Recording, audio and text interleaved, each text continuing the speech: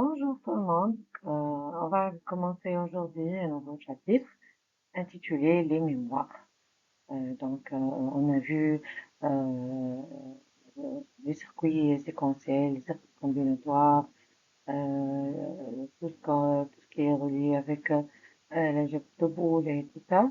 On va maintenant comprendre comment fonctionnent les mémoires dans un ordinateur. On ne peut pas comprendre les mémoires sans passer par les circuits combinatoires et les circuits séquentiels.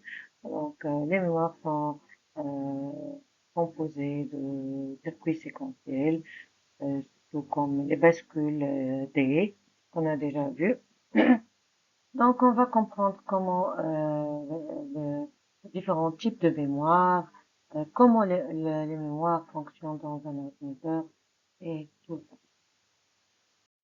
Les objectifs généraux de ce chapitre est de comprendre ce qu'est une mémoire, comprendre le rôle et la structure d'une mémoire centrale, spécialement, et apprendre aussi à concevoir une mémoire centrale modulaire où entre la avec une bascule, c'est possible de mémoriser une information sur un seul bit. On a déjà vu dans le chapitre précédent avec une bascule, on peut enregistrer ou mémoriser, si vous voulez, une information sur un seul bit. Avec un registre, c'est possible de mémoriser une information sur un bit. Mais si on veut mémoriser une information de taille importante, il faut utiliser une mémoire. On va voir aujourd'hui comment mémoriser à l'aide d'une mémoire. C'est quoi une mémoire? Une mémoire, c'est un dispositif capable d'enregistrer une information. C'est ce qu'on appelle en taxe de l'informatique l'écriture. Donc l'écriture, c'est le fait d'enregistrer une information. Deuxièmement, la mémoire est capable de conserver l'information, bien sûr. Donc conserver, c'est-à-dire euh, mémoriser. Et aussi, la mémoire est capable de restituer l'information, c'est-à-dire lecture. Hein. On parle de mot lecture, c'est-à-dire le fait de restituer l'information depuis la mémoire. Donc on a trois actions, l'écriture, la mémorisation et la lecture. Et bien sûr, on a plusieurs genres de mémoire. La plus fameuse mémoire, c'est la mémoire centrale. La mémoire centrale, si on n'a pas une mémoire centrale dans un ordinateur, l'ordinateur ne peut pas traiter une information. Donc le processeur, qui est euh, la partie la plus importante dans un ordinateur, qui est le centre de calcul et des opérations arithmétiques et logiques et tout ce qu'on veut faire dans un ordinateur, c'est à l'aide d'un processeur. Mais le processeur, si on enlève la mémoire centrale, qui est la RAM, il ne peut pas traiter n'importe quelle information. La plus importante mémoire, c'est la mémoire centrale. D'autres types, on peut trouver un disque dur, une disquette, des disquettes obsolètes. Je ne sais pas si à votre génération vous vous souvenez des disquettes, mais à ma génération, je me souviens très bien. Donc ce genre de mémoire sont magnétiques, pas la même, le même genre de mémoire que la mémoire centrale. Il y en a un flash disk, oui, c'est ce genre de mémoire. La mémoire peut être dans le processeur, des registres par exemple, interne, comme la mémoire centrale ou principale. ou externes comme la mémoire secondaire, comme par exemple disque dur, flash disk, CD, DVD, euh, carte mémoire, tout ce genre de mémoire sont des mémoires secondaires et sont externes. Mais les mémoires principales ou centrales sont internes. On va comprendre petit à petit c'est quoi ce genre de mémoire. Quelle est donc l'architecture matérielle d'une machine? Donc, d'après l'architecture de von Neumann, est composée d'une mémoire centrale et d'une unité centrale, donc, ce qu'on appelle UC ou CPU. Donc, CPU pour Central Processing Unit, et bien sûr le processeur. Donc, cette architecture est la base des architectures des ordinateurs. Donc, n'importe quel ordinateur, on doit trouver l'unité centrale où il y a le processeur et à côté du processeur, nécessairement, on doit avoir une mémoire centrale. Donc, si on n'a pas cette mémoire, le processeur, si par exemple, il va calculer 1 plus 2, par exemple, d'où il va euh, euh, provient les informations 1 et 2, ou après qu'il va calculer où il va les stocker temporairement dans la mémoire centrale, qui est nécessairement à côté du processeur. C'est pas loin.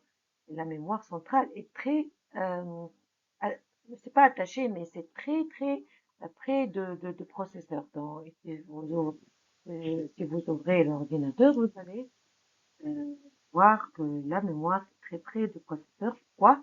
Pour que l'accès soit rapide.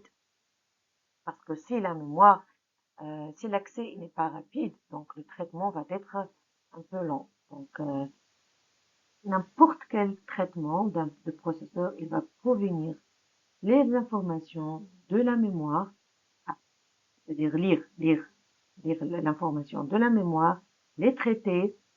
Après, ces informations, il va les stocker temporairement dans la mémoire. On va comprendre c'est quoi temporairement. Donc, la mémoire centrale, c'est un espace de travail pour le processeur. Pour la mémoire centrale, le processeur ne peut pas traiter n'importe quelle information. La mémoire centrale, c'est un dispositif très, très, très important dans le traitement dans un ordinateur. Donc, comme on a dit dans le dernier slide, que d'après l'architecture de Von Neumann, que l'ordinateur ou dans l'unité centrale, on peut trouver la mémoire à côté de l'unité centrale de traitement, ou ce qu'on appelle le CPU. Donc, le CPU ou le processeur ou il y en a plusieurs appellations. Ok. On va comprendre exactement le rôle de l'unité centrale de traitement. Parfois, on dit unité centrale, mais c'est l'unité centrale de traitement parce que l'unité centrale, il y en a dans l'unité centrale, c'est le boîtier qu'on trouve la carte mère, l'unité centrale, le CPU, la mémoire, les bus d'adresse, les bus de données, euh, les registres, tout ça. Euh, L'horloge, mais l'appellation juste, c'est l'unité centrale de traitement, c'est-à-dire le CPU, donc le CPU ou le processeur. Donc, l'unité centrale de traitement, appelée aussi processeur, a pour rôle d'exécuter les programmes. Le rôle de cette unité est essentiellement d'exécuter les programmes. L'UCT, c'est pour abréviation de l'unité centrale de traitement, composé d'une unité arithmétique qu'on appelle une unité arithmétique et logique qu'on appelle l'UAL et d'une unité de contrôle, UC. L'unité arithmétique et logique réalise une opération élémentaire comme l'addition, soustraction, multiplication du processeur à chaque top d'horloge. Et l'unité de commande contrôle les opérations sur la mémoire, comme la lecture et l'écriture, et les opérations réalisées par l'UAL selon l'instruction en cours d'exécution. Pour pouvoir effectuer les opérations sur des données et exécuter des programmes, l'UCT doit disposer d'un espace de travail que j'ai déjà parlé dans le diapositive précédent. Cet espace de travail s'appelle la mémoire centrale. Donc, le processeur ne peut pas travailler sans cet espace de travail. L'espace de travail, c'est la mémoire centrale. Donc, le processeur et la mémoire centrale coopèrent ensemble pour faire le traitement. N'importe quel traitement, il a besoin de la mémoire pour restituer de l'information ou les données, ou bien de mémoriser temporairement les données. On va voir pourquoi temporairement. Donc, la mémoire centrale, c'est pas un espace de stockage, c'est un espace de travail. Donc, ce qu'on appelle la mémoire vive, c'est-à-dire s'il y a coupure d'électricité où on a atteindre l'électricité, où on a fait off pour notre ordinateur, toutes les données seront effacées. Donc, c'est pas un espace de stockage. La mémoire centrale ou la mémoire vive, qu'on appelle après, on va voir la RAM, c'est un espace de travail pour le processeur.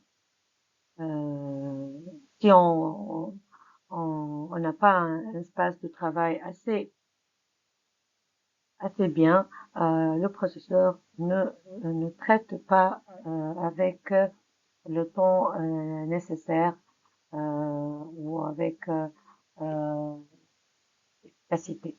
Donc, la mémoire centrale est un diapositive très important pour l'ordinateur. On va voir ensemble les différentes caractéristiques de mémoire. La première caractéristique de mémoire, c'est la capacité. On a déjà vu dans le premier chapitre, la capacité ou la taille d'une mémoire est le nombre ou la quantité d'informations qu'on peut enregistrer ou mémoriser dans cette mémoire. La capacité peut s'exprimer en bits. Un bit est l'élément de base pour la représentation de l'information et la petite unité. L'octet, c'est la plus petite unité mesurée qu'on utilise pour la mesure. Donc, on n'utilise pas bits, on utilise l'octet. Donc, un octet, c'est 8 bits. On a vu qu'un kilo d'octet, c'est 1024 octets. Pourquoi? Parce qu'il est 2 exposant 10 octets. Le mégaoctet, on a vu que c'est 2 exposant 20 octets, le gigaoctet c'est 2 exposant 30, et enfin le téraoctet c'est 2 exposant 40. Bien sûr, un téra c'est 1024 gigas et ainsi de suite parce que à chaque unité on multiplie par 2 exposant 10. 2 exposant 10 c'est 1024. On a déjà vu ces unités, donc c'est la caractéristique de la capacité d'une mémoire est donnée par multiple d'octets. Et le multiple d'octets, c'est 2 exposants 10, 20, 30, etc. Deuxième caractéristique de mémoire est la volatilité. Donc, si une mémoire perd son contenu, c'est-à-dire les informations ou les données, lorsque la ressource d'alimentation est coupée. Alors, la mémoire est dite volatile. Ce genre de mémoire, comme j'ai déjà mentionné, c'est une caractéristique de la mémoire centrale, la RAM. Donc, la mémoire centrale est volatile parce que lors d'une coupure d'électricité où on a atteindre l'électricité ou l'ordinateur, on perd toute les données. Ce genre de mémoire est dit c'est une mémoire volatile. Si une mémoire ne perd pas, conserve, comme la RAM par exemple, on va voir, la RAM est une mémoire qui conserve les données. Si une mémoire ne perd pas, conserve, c'est-à-dire sans contenu, lorsque la source d'alimentation est coupée. Alors la mémoire est dite non volatile, en mémoire permanente ou stable. Donc on a deux genres de mémoire, volatile ou non volatile. On va donner d'autres appellations à ce genre de mémoire. La troisième caractéristique des mémoires, c'est le mode d'accès à l'information. On a déjà dit qu'il y a deux modes d'accès, c'est la lecture et l'écriture. Donc, sur une mémoire, on peut effectuer l'opération de lecture, c'est-à-dire restituer ou récupérer une information à partir de la mémoire.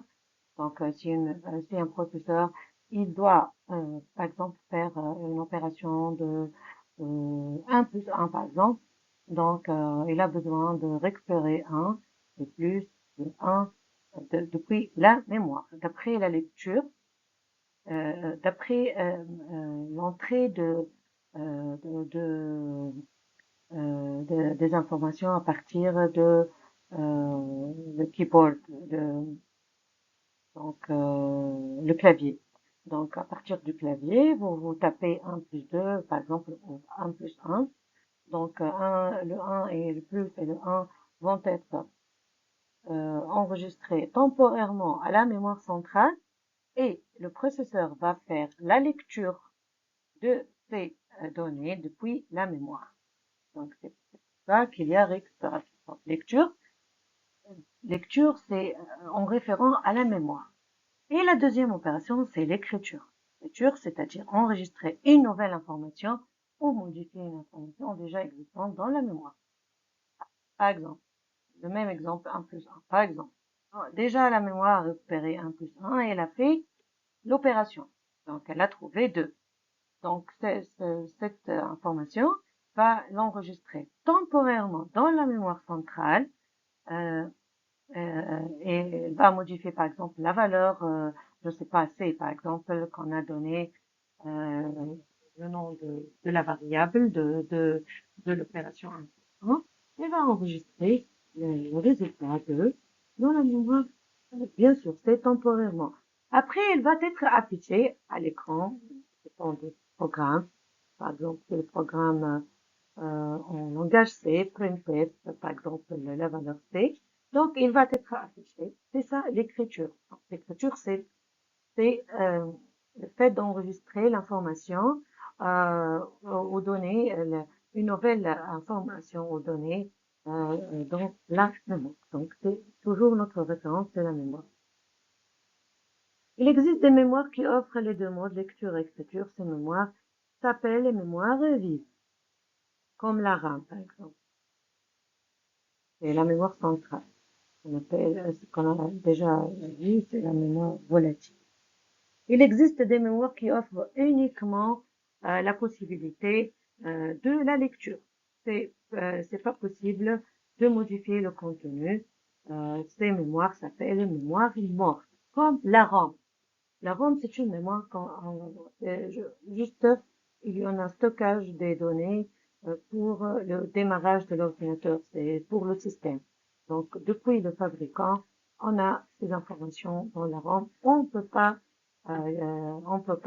modifier le contenu. Juste, on a le droit de lecture et c'est pas la lecture comme dans la mémoire vive, c'est la lecture pour que le système démarre. Donc, dans la mémoire morte RAM, par exemple, on a le programme de bootstrap, c'est-à-dire de démarrage, donc qu'il a besoin le système pour démarrer. C'est juste ces deux opérations on doit comprendre très bien parce que c'est le cœur de compréhension de la mémoire, lecture et écriture. La quatrième caractéristique de mémoire, c'est l'autodidacte. Donc, c'est une caractéristique très très importante pour caractériser une mémoire. Donc, c'est quoi le temps d'accès? On va voir après les différents types de mémoire et leurs différents types de temps d'accès. Donc, le temps d'accès, c'est le temps nécessaire pour effectuer une opération de lecture ou d'écriture. Par exemple, pour l'opération de lecture, le temps d'accès est le temps qui sépare la demande de la lecture et de la disponibilité de l'information. Donc, comme ici euh, dans ce schéma, le temps d'accès, c'est le temps séparant la demande de la lecture et la disponibilité de l'information. Bien sûr, euh, c'est pas le temps d'accès caractérise la mémoire. Donc, on peut pas trouver dans différents ordinateurs les mêmes caractéristiques de l'une à l'autre. Et aussi, on peut pas trouver dans un même ordinateur le même temps d'accès, par exemple pour une mémoire ou un registre ou mémoire, par exemple la mémoire RAM, la mémoire vive euh, et la mémoire morte, bien le temps d'accès depuis le disque dur. Donc c'est pas la même chose. Donc le temps d'accès dans chaque mémoire, il y a un temps d'accès spécifique. Mais en tant qu'utilisateur, c'est pour vous, c'est parfois on peut réaliser qu'il y a euh, un lentement ou un retard de disponibilité de l'information. Donc ce retard, donc c'est le temps d'accès. Le temps d'accès n'est pas rapide. Mais généralement, la mémoire vive a, a un temps d'accès très rapide. Plus que la distance qui sépare la mémoire de processeur est petite, plus le temps d'accès est rapide. Donc le temps d'accès, c'est selon euh, la localisation de la mémoire euh, depuis le processeur. Donc, le temps d'accès est un critère important pour déterminer les performances d'une machine ainsi que, euh, pardon, pour déterminer les performances d'une mémoire et bien sûr les performances d'une machine. On parle d'une machine performante, bien sûr, si on a un processeur très performant et une mémoire plus que et une mémoire grande. Donc, si une mémoire a une taille de capacité très grande, donc le temps d'accès est plus rapide. Et la mémoire est plus que la mémoire est plus proche du processeur, elle va avoir un temps d'accès très rapide. On va voir maintenant l'hierarchie des mémoires. Donc, comme j'ai déjà dit, les différentes caractéristiques d'une mémoire permet de classer ces mémoires en fonction de leur temps d'accès et de les capacités et bien sûr du coût par élément binaire. On peut classer les mémoires en fonction de l'unité centrale de traitement, c'est-à-dire processeur. Donc, on a ici le processeur et on a différents types de mémoire. On a les registres. Les registres sont les mémoires les plus proches du processeur. Donc, le temps d'accès, donc, c'est plus rapide. C'est quelques nanosecondes. Donc, en tant qu'utilisateur, vous n'allez pas réaliser ce temps. Donc, très, très rapide. Donc, après, on va voir la mémoire cache. Donc, mémoire cache, c'est une mémoire que utilise le processeur aussi pour le traitement. Donc, c'est entre 6 et 35 nanosecondes. Donc, ça dépend bien sûr aussi de mémoire d'ordinateur à l'autre. Donc, quelques aussi une nanoseconde de 6 à 34. La troisième mémoire rapide, donc c'est la mémoire centrale, c'est la RAM, entre 70 et 120 nanosecondes. Donc, vous voyez ici, il y a quelques nanosecondes de registre parce qu'ils sont très proches de processeurs. Donc, le temps d'accès, c'est-à-dire la vitesse, est très rapide. La mémoire centrale aussi c'est rapide, mais c'est pas comme les registres et la mémoire cache. Et enfin, la mémoire auxiliaire, quelques millisecondes. Milli ici. On a ici nano et ici millisecondes. Les mémoires auxiliaires, comme le disque dur. Donc, le disque dur, parce qu'il est loin de processeur. Il n'est pas très proche de processeur. Donc, le temps d'accès est un peu lent par rapport à la mémoire centrale et la mémoire cache. Donc, plus qu'on est très proche de le processeur, la vitesse est plus rapide. On voit ici la direction des flèches vers le haut. Mais plus qu'on est proche du processeur, la capacité est petite. Plus qu'on est loin, la capacité est plus grande. Donc, les registres ont de capacité en quelques bits. On a déjà vu les registres par exemple, de 4 bits, de 5 bits. C'est négligeable comme capacité. La mémoire cache aussi, la mémoire centrale, elle n'est pas de grande capacité comme les disques durs. On parle du disque dur maintenant de 1 Tera, mais les mémoires centrales, jusqu'à maintenant, on n'a pas, on parle pas de 1 Tera pour les mémoires centrales. Donc, plus la capacité, plus qu'on est loin du processeur, la capacité est devenue plus grande. Et plus on est proche du processeur, la vitesse est rapide. Donc, c'est ça l'hierarchie des mémoires ou le classement des mémoires selon le temps d'accès et la capacité. Donc, on va résumer ce qu'on a déjà dit à propos de l'hierarchie des mémoires. On a déjà dit que plus on se rapproche de l'unité centrale de traitement, c'est-à-dire le processeur ou le CPU, plus le temps d'accès aux informations en mémoire est court, c'est-à-dire plus rapide. Mais la capacité de stockage diminue parce que c'est inversement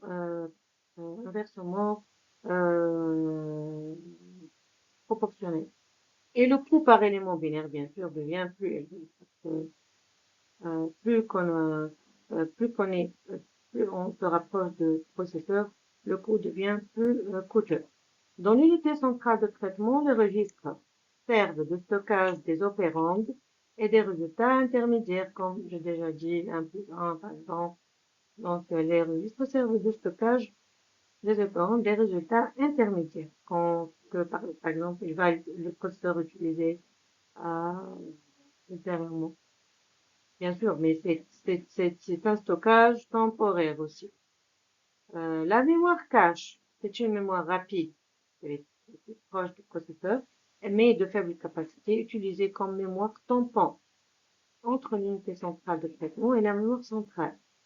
Cette mémoire permet au CPU de faire moins d'accès à la mémoire centrale. Donc, pour minimiser l'accès à la mémoire centrale, parce qu'elle est un peu coûteux par rapport à la mémoire cache, coûteux par deux temps ici, coûteux en termes de coût. Donc, on a une mémoire cache, c'est une mémoire tampon, elle est intermédiaire entre les CPU et la mémoire centrale. La mémoire centrale est l'élément principal de traitement pour exécuter les informations utilisées. Bien, la mémoire centrale est l'élément principal de rangement des informations utilisées par l'unité centrale de traitement pour exécuter un programme. Et il faut charger les instructions et les données à les données mémoire en mémoire centrale. Cette mémoire est asymétrique. C'est un mot très important. Donc, cette mémoire centrale, c'est la RAM, hein. Donc, la mémoire centrale, on dit que c'est une mémoire à semi-conducteur. Donc, les mémoires auxiliaires ou les mémoires de masse sont des mémoires périphériques de grande capacité et de coût relativement faible, utilisées pour le stockage permanent des données, comme par exemple les disques durs. Elles utilisent des supports magnétiques ou magnéto-optiques ou optiques. Donc, les mémoires auxiliaires, le temps d'accès est moins rapide que la mémoire centrale ou les registres ou la mémoire cache. On passe à une autre classification des mémoires. Donc, les mémoires peuvent être classées en trois catégories selon la technologie utilisée. Donc, la mémoire à semi-conducteur, comme la mémoire centrale ou la ROM ou le PROM, qui sont des mémoires très rapides mais de taille réduite. Donc, ce sont des mémoires semi-conducteurs, donc constituées de transistors euh, et des circuits à base de transistors. Transistors, c'est pourquoi on l'appelle mémoire à semi-conducteur. Donc, aussi, il y en a les mémoires magnétiques, comme les disques durs, les disquettes, etc., sont moins rapides, on a dit, parce qu'ils sont pas proches de processeurs, donc ils sont moins rapides, mais stockent un volume d'informations très grand. Donc ils ont, parce que ce genre de mémoire, on les stocke d'une façon permanente. Et les mémoires optiques comme le DVD, le CD-ROM, etc. Donc on a ces trois catégories selon la technologie utilisée. Donc, dans ce qui suit, on va s'intéresser à la mémoire à semi-conducteur, donc surtout comme la mémoire centrale, donc qui est une mémoire vive. On a dit que les mémoires à semi-conducteurs, il y en a deux types, vives ou mortes. Vives comme la RAM, c'est-à-dire volatile. Quand il y a coupure d'électricité, toutes les données vont être effacées.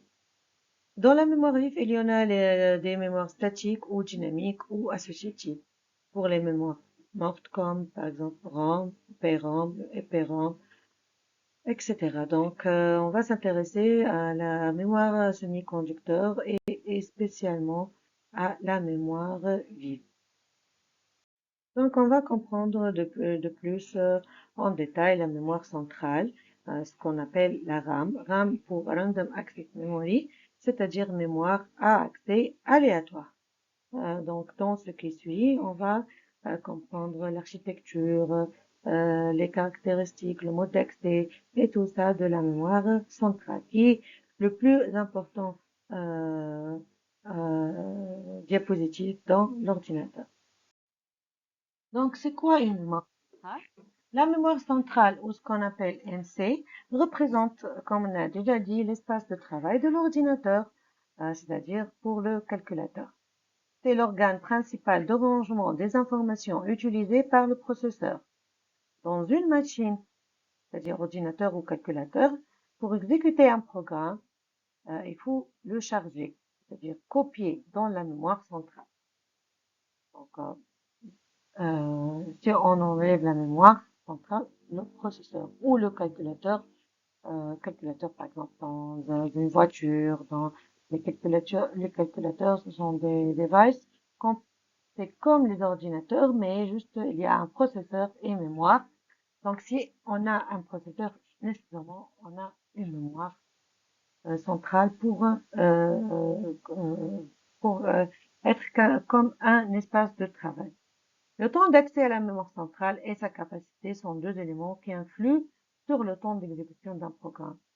Bien sûr, on parle de euh, la performance d'une machine. Donc, la performance d'une machine est selon le temps d'exécution. Le temps d'exécution, c'est aussi selon la mémoire centrale et sa capacité. Plus la capacité de la mémoire centrale est grande, plus le temps d'exécution est rapide. On va voir les caractéristiques de la mémoire centrale. On a déjà parlé de quelques caractéristiques, mais on va répéter de plus en détail. Donc, la mémoire centrale est réalisée, comme on a dit, à base de semi-conducteurs, c'est-à-dire des transistors. En fait, les transistors sont une révolution de la technologie de l'ordinateur.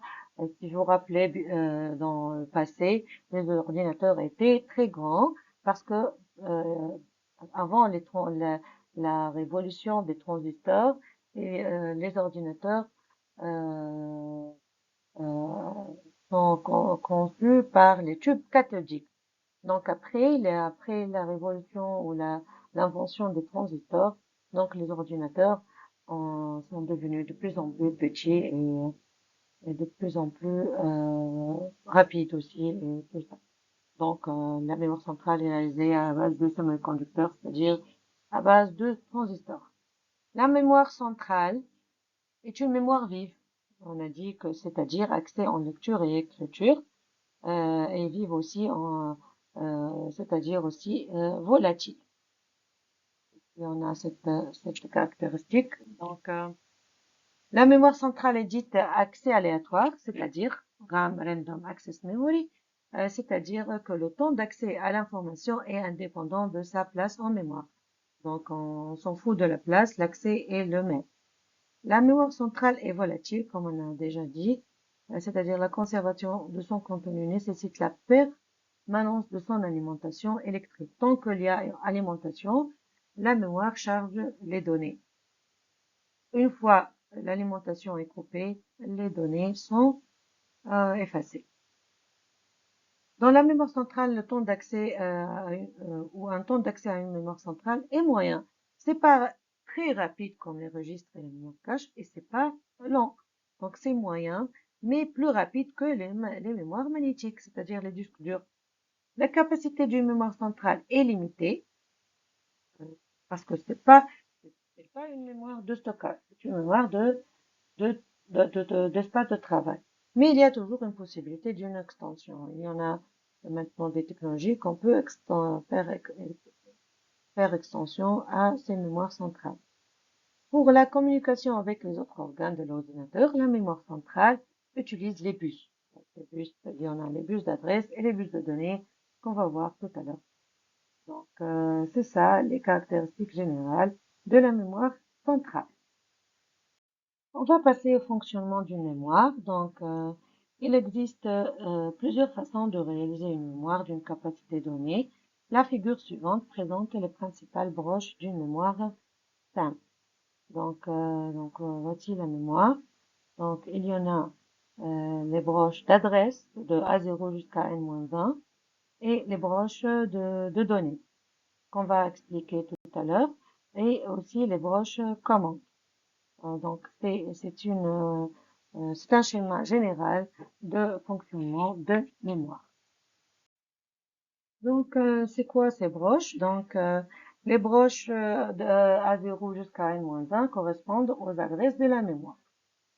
Pour identifier les cases mémoire, parce que la mémoire, dans une mémoire, il y en a des cases, on leur attribue un numéro appelé adresse. Cette adresse s'obtient par la combinaison linéaire d'un ensemble de fils constituant le bus d'adresse. Ce bus est unidirectionnel, c'est-à-dire dans une seule direction. Les informations sont envoyées du microprocesseur vers la mémoire. Donc, c'est ça la direction des broches A0 jusqu'à N-1. Alors que les données stockées à l'intérieur des cases mémoire sont accessibles par ensemble de fils appelés bus de données. Ces données peuvent être lues ou écrites, comme on a déjà dit, parce qu'il y a deux opérations, lecture ou écriture. Dans le cas d'une mémoire vive, aussi ce bus est bidirectionnel. Bidirectionnel, c'est-à-dire dans les deux sens. Des commandes doivent être échangées entre le microprocesseur ou processeur, c'est la même chose, et la mémoire pour déterminer le type d'opération, lecture ou écriture. Donc, il y a échange entre le microprocesseur et la mémoire, donc à partir des commandes. Pour sélectionner la mémoire, pour synchroniser le microprocesseur et la mémoire. Le signal de synchronisation, ready, est envoyé par la mémoire au microprocesseur. C'est ça le fonctionnement général d'une mémoire. Passons maintenant au type des mémoires centrales. Il existe en fait deux grandes familles de mémoire centrale, les mémoires statiques, le S comme le SRAM, et les mémoires dynamiques, les DRAM. Bien sûr, chaque famille, il y en a des sous-types. Les mémoires statiques sont à base de bascules de type D, qu'on a déjà vu. Donc, dedans les mémoires, il y en a de bascules de type D. Elles possèdent un temps d'accès rapide, utilisation surtout pour les mémoires cache. Alors que les mémoires dynamiques à base de condensateurs, c'est pas constitué de bascules, sont à base de condensateurs, ces mémoires sont plus simples que les mémoires statiques, mais avec un temps d'accès plus long. C'est pourquoi on les utilise dans les mémoires, on les trouve dans les mémoires RAM. Et bien sûr, il y en a plusieurs types de DRAM, plusieurs versions de DRAM, de DRAM 5, etc. Voici une vue logique de la mémoire centrale.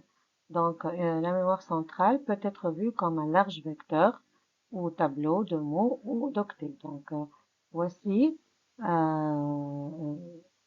une vue logique de la mémoire. C'est comme un tableau où on a des mots. Chaque mot est accédé par une adresse et chaque mot peut contenir une information de n bits. Donc, ce mot peut contenir ou mémoriser n bits. Un mot mémoire contient plusieurs cellules mémoire. Donc, dans un même mot, on peut trouver plusieurs cellules. Et chaque cellule stocke un seul bit. Chaque mot possède sa propre adresse. Donc, ces adresses sont uniques pour chaque mot. Et les adresses sont séquentielles, c'est-à-dire consécutives. Donc, vous allez voir ici 000, l'adresse, après 001, après 002, etc. Donc, une adresse est un numéro unique. On ne peut pas répéter les mêmes adresses pour deux mots différents. Une adresse est un numéro unique qui permet d'accéder à un mot mémoire. Les adresses sont séquentielles, on a dit, c'est-à-dire consécutives. La taille de l'adresse, c'est-à-dire le nombre de bits dans un mot, ou dans la taille de l'adresse ici, c'est pas la taille de mot. La taille de l'adresse dépend de la capacité de la mémoire, c'est-à-dire ça dépend du fabricant de la capacité de la mémoire. C'est ça, donc une vue logique de la mémoire centrale. On va voir en détail la structure physique d'une mémoire centrale et on va comprendre les différents composants de la mémoire centrale. Donc, le premier composant, le RAM, c'est pas la RAM, c'est-à-dire Random Access Memory, non, c'est registre d'adresse mémoire. Donc, les composants, on a RAM, RIM, décodeur, RW, les bus d'adresse, les bus de données. Donc, c'est ça la composition de la mémoire centrale. Le registre d'adresse mémoire, ce registre stocke l'adresse du mot à lire ou à écrire. Donc, ici, on va trouver le registre pour le stockage d'adresse mémoire. Ici, on a les bus d'adresse. On a RIM, c'est-à-dire registre d'information mémoire, stocke l'information lue à partir de la mémoire ou l'information à écrire dans la mémoire. Donc, c'est ça le registre d'information mémoire. Le décodeur, on le trouve ici entre RAM et ce boîtier. Donc, permet de sélectionner un mot mémoire. Donc, le décodeur, on a déjà vu que le décodeur fait la sélection. Donc, le décodeur permet de sélectionner un mot mémoire. On a la commande RW ici, permet de commander de la lecture ou l'écriture. Cette commande permet de lire et d'écrire dans la mémoire. Donc, ça dépend du signal qu'on a dans cette commande. On va faire la lecture ou l'écriture. Donc, si RW est égal à 1, donc on a lecture. Sinon, on a écriture. C'est-à-dire RW est égal à 0. On a des bus d'adresse et de taille k bits, par exemple, et on a des bus de données de taille n bits. Donc, c'est ça la structure physique d'une mémoire centrale. Comment sélectionner un mot mémoire? Donc, lorsqu'une adresse est chargée dans le registre RAM, et le décodeur va recevoir la même information que celle du RAM. Donc, ici, la sortie de RAM va être envoyée au décodeur. À la sortie de décodeur, nous allons avoir une seule sortie qui est active parce que on a ici 4 bits de bus d'adresse. Donc, on a deux exposants K lignes possibles d'adresse. Mais une seule sortie est active depuis ces combinaisons de deux K lignes. Cette sortie va nous permettre de sélectionner une seule mot mémoire. Donc, le décodeur va choisir quelle est l'adresse qui est active, par exemple la première adresse. Donc, ce mot mémoire permet de sélectionner ce mot mémoire. On a dit que le mot mémoire est composé de cellules mémoire. Donc, voici les cellules mémoire. Et voici le mot mémoire. C'est comme ça, ça va se faire la sélection d'un mot mémoire. C'est très simple à partir d'un décodeur. Comment calculer maintenant la capacité d'une mémoire centrale? C'est très simple. Donc, soit K la taille du bus d'adresse. Donc, c'est-à-dire la taille de registre RAM. On suppose que K la taille du bus d'adresse. Et soit N la taille de bus de données. C'est-à-dire taille de registre RIM ou la taille d'un mot mémoire. Donc, N, c'est la taille de mot mémoire. On peut exprimer la capacité de la mémoire centrale soit en nombre de mots mémoire, ou bien en bits, ou en octets, ou en kilo-octets, etc. Donc, la capacité, c'est 2 exposant K, mots mémoire. Donc, si on a K taille du bus d'adresse, c'est-à-dire on a 2 exposants K, mots mémoire.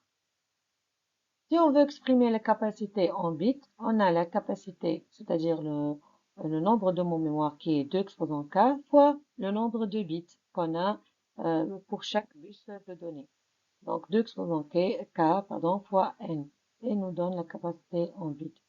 Exemple, dans une mémoire de taille de bus, par exemple, d'adresse K est égale à 14. Donc la taille de bus de données, par exemple, n est égale à 4. Calculer la capacité de cette mémoire. Donc, la capacité, par exemple, si on veut en nombre de mots, c'est 2 exposant 14, c'est-à-dire 16 384 mots de 4 bits. Si on veut la capacité en bits, on multiplie la capacité de mots fois 4, c'est la taille de chaque bus de données. Donc, 2 exposant 4 fois 4, ça nous donne 65 536 bits. Si on le convertit en octets, c'est-à-dire on divise par 8, on obtient 8192 octets, c'est-à-dire si on divise par 2 exposant 10, on aura à peu près 8 kilo-octets. Donc c'est ça la capacité d'une mémoire centrale. On va comprendre comment lire une information. C'est très simple.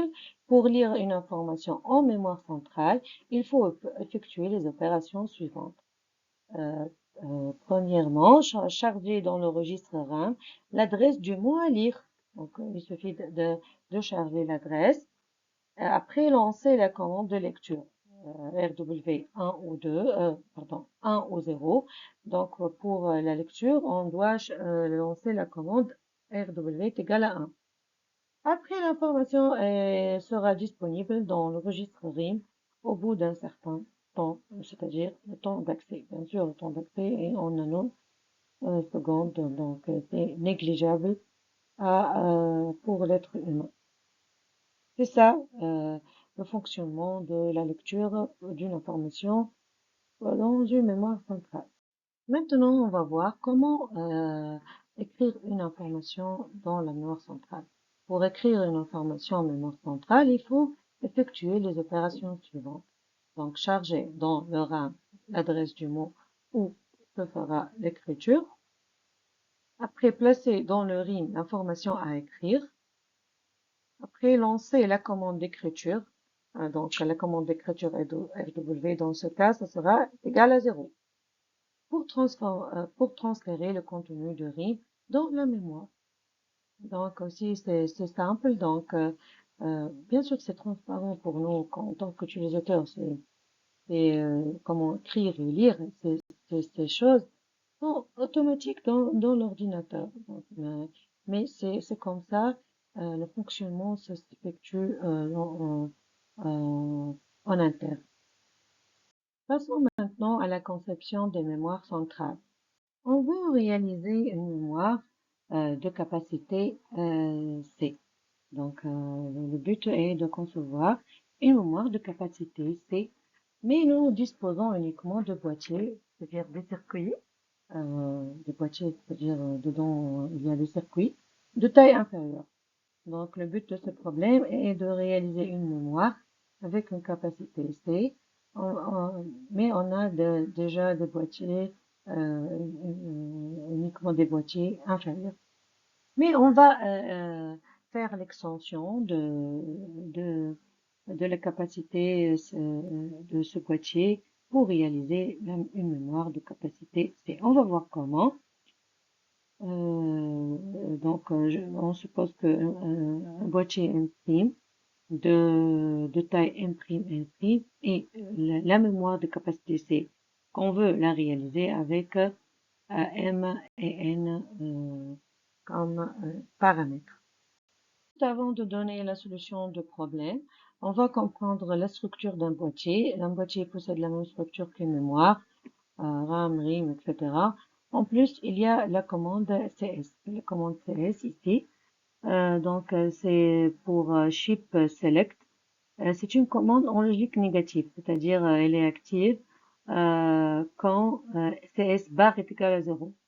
Et CS est égal à 1, c'est-à-dire le boîtier n'est pas sélectionné.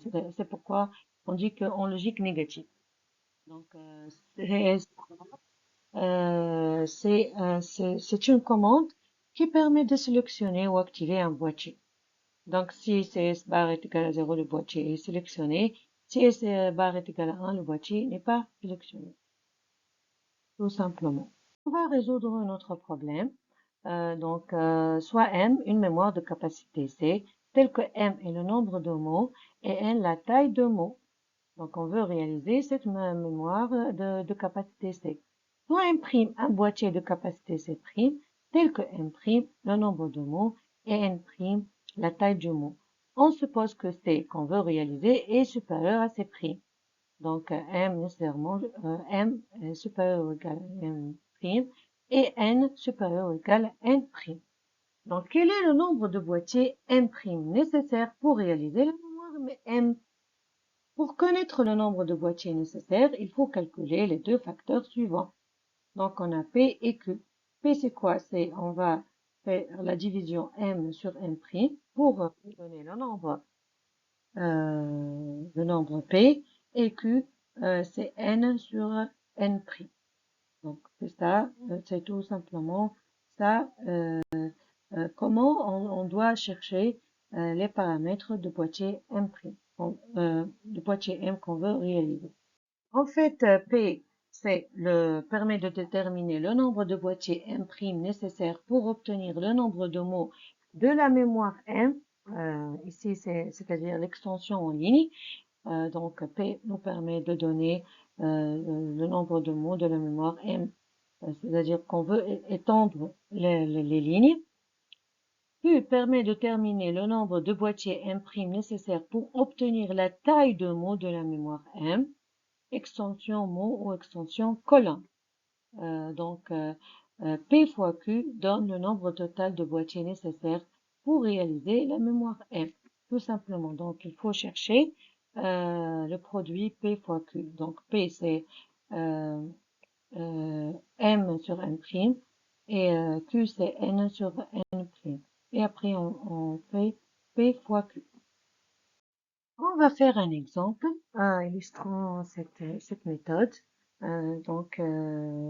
Réaliser une mémoire de 1 kilooctet, la taille avec la taille d'un mot est de 8 bits, en utilisant des boîtiers de taille 256 mots de 8 bits. Donc, notre but est de réaliser une mémoire de 1 kilo à partir de boîtiers de 256 mots. Donc, les solutions. Donc, on se pose M et N, les paramètres de notre mémoire qu'on veut réaliser. Donc, M, c'est 1 kg, donc 1024, parce que 1 kg, c'est 2 exposant 10. Et 8, N, c'est le nombre de, la taille de mot est de 8 bits. Donc, la taille de bus d'adresse est de 10 bits parce que on a ici 2 exposants 10, donc 2 exposants 10, c'est la taille euh, de mémoire, donc ou les combinaisons de sortie de décodeur. Donc, on a vu dans l'architecture, donc c'est 10, là, parce que c'est 1024, c'est 2 exposants 10, donc 10, et la taille du bus d'adresse. Donc les broches d'adresse de 0 à 9, donc parce que c'est 10 bits.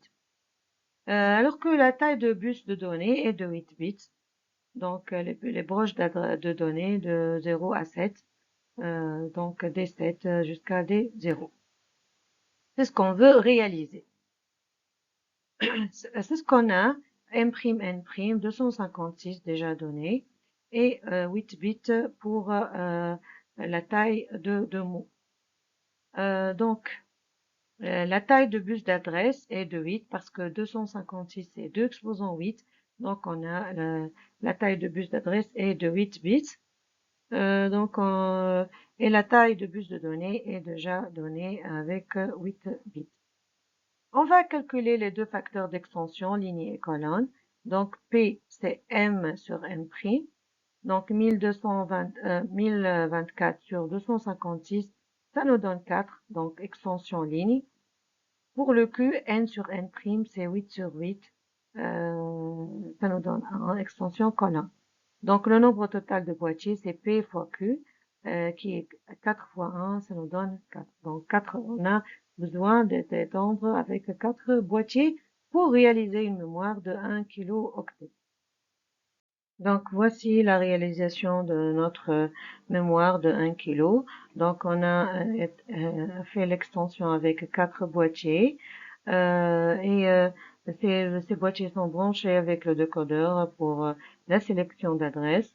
Et on a les bus de données sont branchés avec ces boîtiers.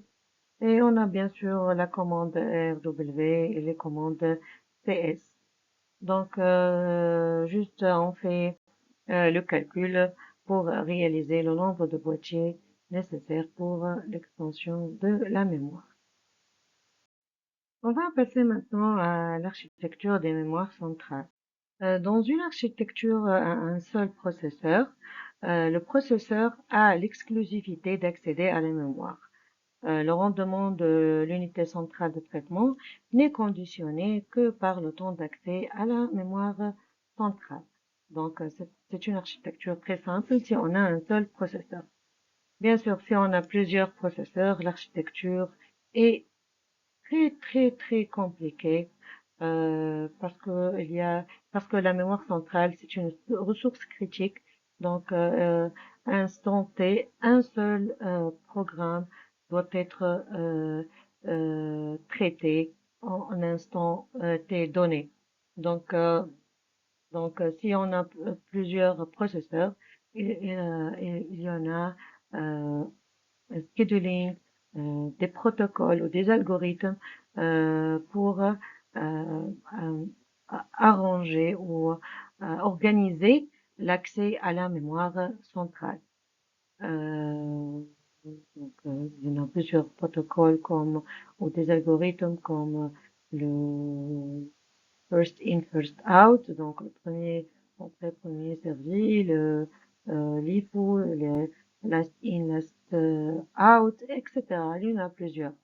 Mais ici, donc, s'il y a un seul processeur, le processeur a l'exclusivité d'accéder à la mémoire et on n'a pas de problème.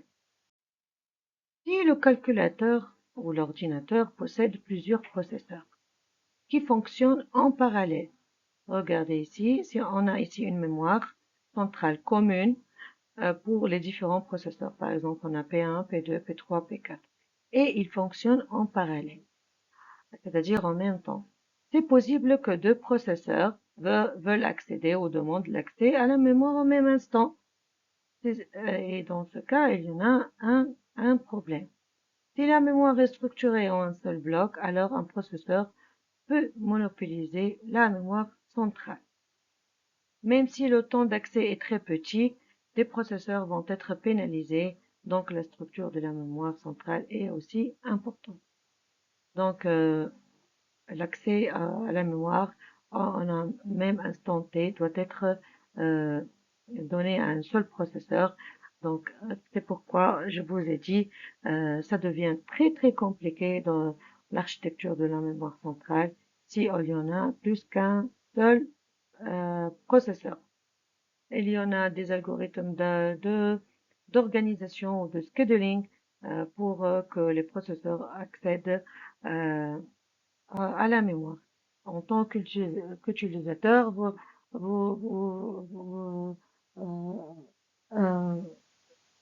vous pensez que il y en a le vrai parallélisme, mais en réalité, c'est pas de parallélisme. Il y en a des temps d'attente entre les différents processeurs. Il y en a derrière cette architecture une complexité énorme.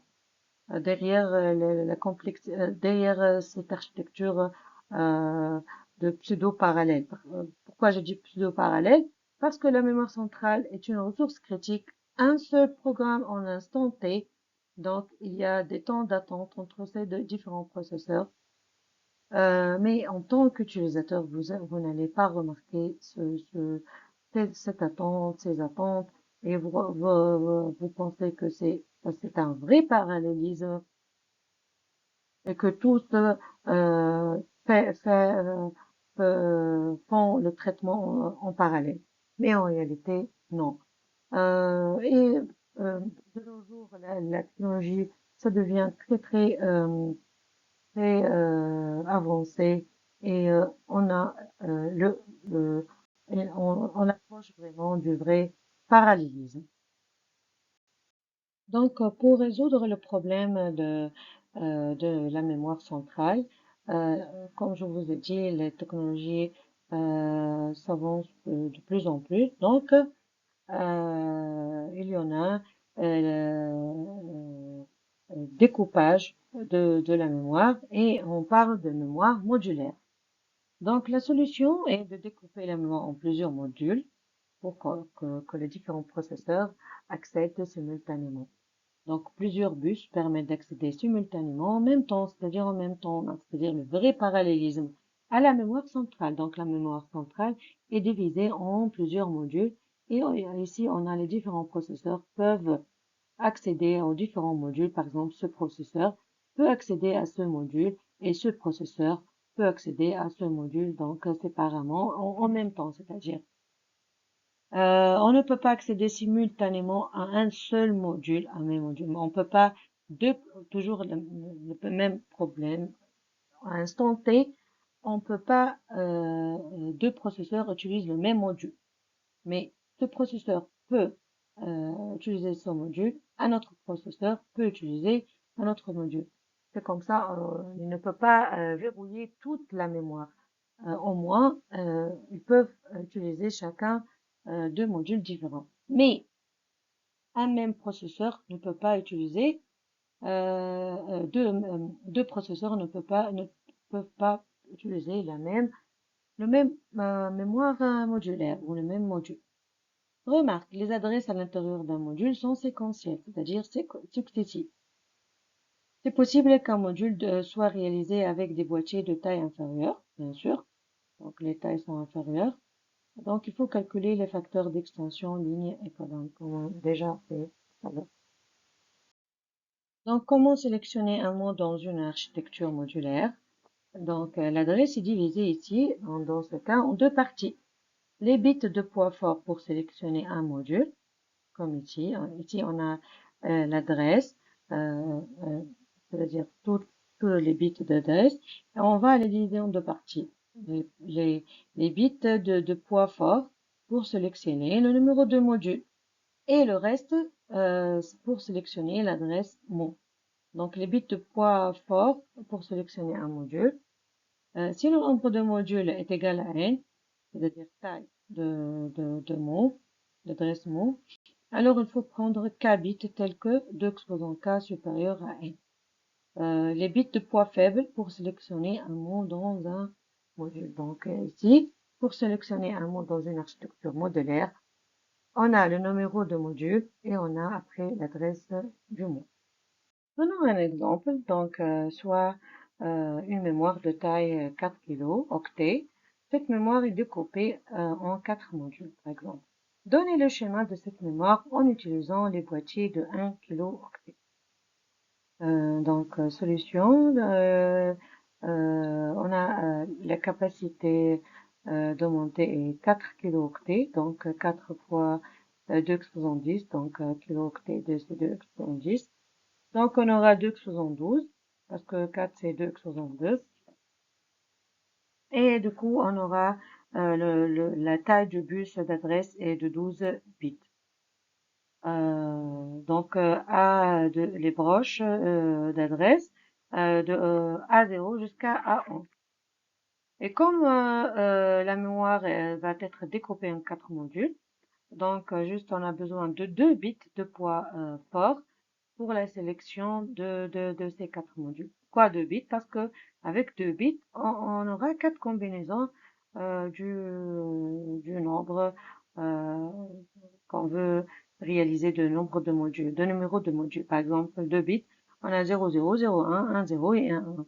Donc, on peut former 4 modules. Donc, les modules de poids plus fort, donc de A10 jusqu'à A11, réservés à la sélection des modules. Et les autres bits d'adresse réservés pour la sélection d'un mot dans un module. Donc, les bits réservés à la sélection d'un mot sont de A0 jusqu'à A9. Donc, les poids les plus forts sont réservés à un numéro de module et les autres sont réservés à la sélection de mots dans un module. Donc, le schéma de notre mémoire est donné comme suit. Donc, on aura 4 modules. Donc, la mémoire, elle sera découpée en 4 modules. Vous voyez ici 4 modules. Donc, le décodeur pour la sélection d'adresse est juste codé avec 2 bits qu'on a déjà choisi A0, A10 et A11 pour la sélection du numéro de module. Donc, on peut avoir comme le module 0, le module 1, le module 2 ou le module 3. Et les autres broches sont réservées à la sélection du mot dans un même module. Donc, c'est ça l'architecture générale de mémoire centrale découpée en 4 modules. On va voir un autre type de mémoire ou une autre technique d'organisation, l'accès à la mémoire centrale. Donc, ce qu'on appelle la mémoire entrelacée. On a vu la mémoire centrale en bloc, c'est-à-dire un seul bloc. On a vu la mémoire centrale modulaire, divisée par des modules. Donc, avec la mémoire centrale modulaire, c'est possible qu'un processeur, par exemple, monopolise un module.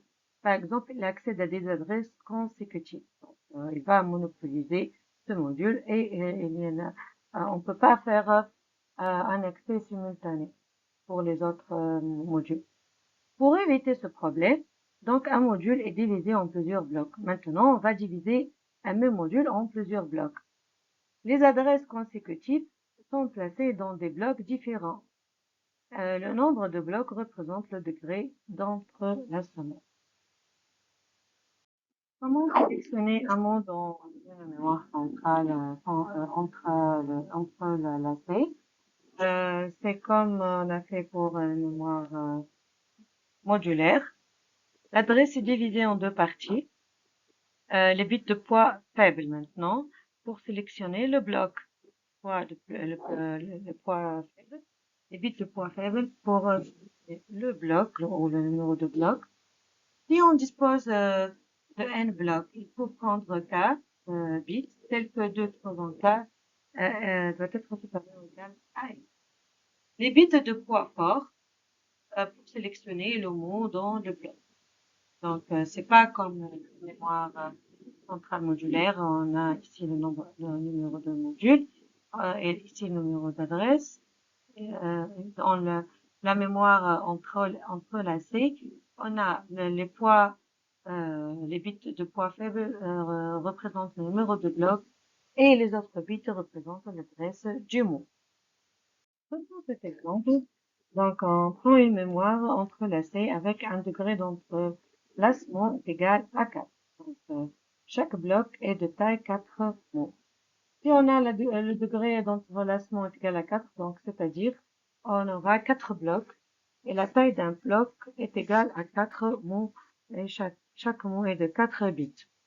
Donc la taille de la mémoire est égale à 16 parce que 4 fois 4, ça nous donne 16 mots. Et chaque mot de 4 bits. Donc il existe 4 blocs. Donc 4 blocs pour former 4 blocs, il nous suffit 2 bits de poids le plus faible, c'est-à-dire pour la sélection de numéro de bloc, c'est-à-dire A0 et A1, de 0 à 1. Les bits de poids fort, A2 jusqu'à 3, pour sélectionner un mot dans un bloc. Par exemple, on a l'adresse 000, donc ces bits de poids faible représentent le numéro de bloc, donc c'est le bloc 0. Bit poids faible 00. L'adresse 0001, donc on prend les bits le plus faible 01, donc c'est le bloc numéro 1. 0010, donc les bits plus faibles représentent bloc 2. Et l'adresse 0011 représente le bloc numéro 3. Après l'adresse 0100, donc on reprend, donc 00 c'est le bloc 0, donc cette adresse aussi s'adresse à bloc 0. Donc, bloc 0 peut prendre l'adresse 000, peut prendre 0100, 1000, 1100. Donc, comme on a dit déjà que c'est sur 4 bits, donc c'est pour ça qu'on a ici 4 bits. Et pour le bloc 1, il suffit d'avoir les poids les plus faibles 0,1 et les autres possibilités. Donc, les autres possibilités, 0,001, 0,101, par exemple, 1,001, 1,101, ainsi de suite. Donc dans une mémoire entrelacée, les poids, les bits de poids faibles représentent la sélection du numéro de bloc. Il y en a un autre type de mémoire, les mémoires modulaires entrelacées. Donc, comme je vous ai dit, ces techniques, c'est juste pour éviter l'attente ou l'accès simultané de différents processeurs pour la mémoire centrale. Donc, on essaie de trouver des techniques pour réorganiser l'accès à la mémoire. Donc, une autre technique, c'est les mémoires modulaires entrelacées. La mémoire centrale est divisée ici en plusieurs modules. Et chaque module est divisé en n blocs, n degrés d'entrelacement. Pour sélectionner un mot ici, il faut sélectionner le module avec les bits de poids fort, comme on a déjà vu pour les mémoires modulaires. Sélectionner le bloc dans le module avec bits de poids faible, comme on a déjà vu, dans les mémoires entrelacées. Et enfin, sélectionner le mot dans le bloc, les bits restants. Donc, dans ce cas des mémoires modulaires entrelacées, on a l'adresse est divisée en 3 parties. Le poids le plus fort représente le numéro de module. Les poids les plus faibles représentent le numéro du bloc. Et les bits restantes représentent l'adresse du mot.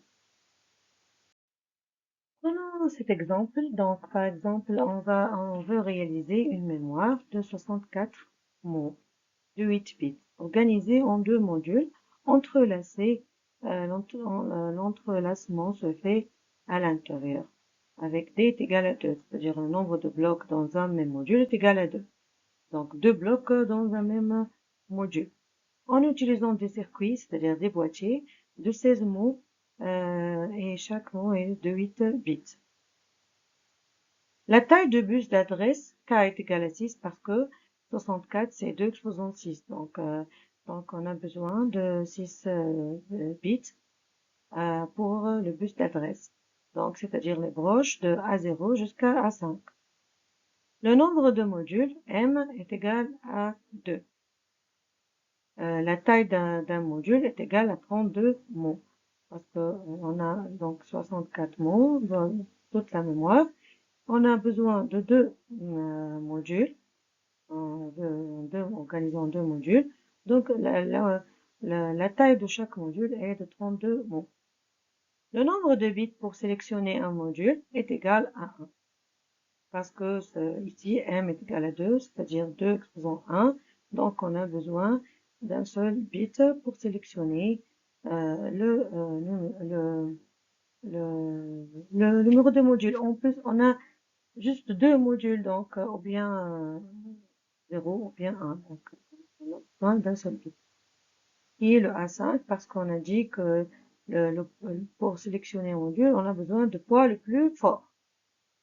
Le nombre de blocs dans un module, on a dit que le nombre de blocs D est égal à 2. Donc le nombre de bits nécessaires pour sélectionner un bloc est égal à 1. On a besoin d'un seul bit pour sélectionner le numéro de bloc. 1 ou 2, c'est-à-dire 2 blocs. Donc on a besoin de bits de poids le plus faible, à 0. Donc qu'est-ce qu'il reste? On a déjà enlevé un bit pour sélectionner le module et un bit pour sélectionner le numéro de bloc. Et on a en tout et pour tout 6, donc il nous reste 4. La taille d'un bloc est égale à 16 mots, donc un circuit suffit pour réaliser un bloc. On a déjà dit que la taille de module est 32 mots et chaque module est divisé en deux blocs. Donc, on a besoin dans chaque bloc un seul boîtier, un seul circuit. Le nombre de bits nécessaires pour sélectionner un mot dans le bloc est égal à 4. Parce qu'on a déjà dit qu'on a déjà enlevé un bit et on a jeté un bit, il nous reste 4. Donc, on enlève le poids le plus faible et le poids le plus fort, il nous reste de 1 jusqu'à 4. Donc, ça dépend de différentes techniques. Donc, chaque ordinateur ou chaque calculateur a peut-être une technique différente à l'autre. Mais de plus en plus, ces années, les techniques sont très très avancées. Donc, toujours on essaye d'avoir des performances, des hautes performances dans un ordinateur. Et ces performances proviennent du fait de la technique d'accès à la mémoire.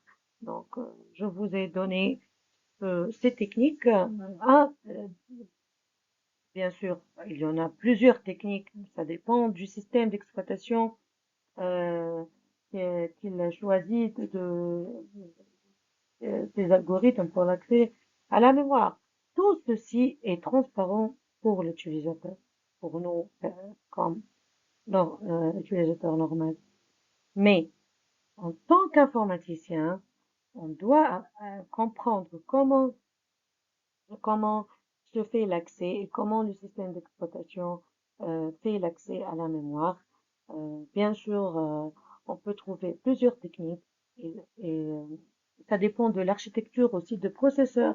Il y a des processeurs, des ordinateurs à multiprocesseurs, il y en a des processeurs à multicœurs, c'est-à-dire on trouve un seul processeur mais un multicœur, dual core ou 4 corps, corps, c'est-à-dire cœur. Donc, c'est pourquoi on trouve par exemple Intel Core i5 ou i7. Ça dépend de ces architectures. Donc, la technique d'accès à la mémoire aussi change et bien sûr la performance change d'un ordinateur à un autre. Et toujours, si on veut acheter un ordinateur, on doit avoir euh, un processeur performant. Bien sûr, si on a plusieurs processeurs dans un même ordinateur, on aura une performance meilleure, mais aussi il faut avoir une mémoire centrale assez grande avec une technologie aussi performante, comme par exemple le DDR5 ou je ne sais pas, je crois que la dernière peut-être DDR5. Donc chaque technologie euh, euh, euh, donne des performances plus que les anciens technologies. Et merci bien pour votre attention et à très bientôt.